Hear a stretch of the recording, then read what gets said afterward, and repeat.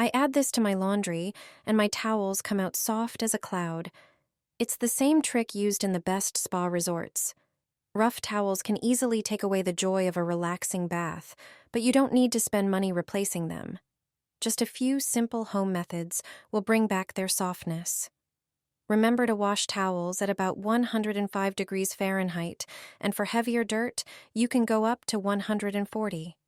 Use liquid detergent instead of powder, which can build up between the fibers and make them stiff.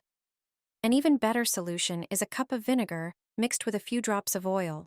I'll tell you which one in a moment. Pour this mixture into the fabric softener compartment. It will disinfect and refresh the towels. You can also mix a few drops of the oil with baking soda and add it directly to the drum. The simplest way is to add a few drops straight into the drum. It gives your towels a fresh, natural scent and has antibacterial properties. The oil refreshes, removes bacteria, and leaves no residue on the fibers. The whole secret lies in eucalyptus oil.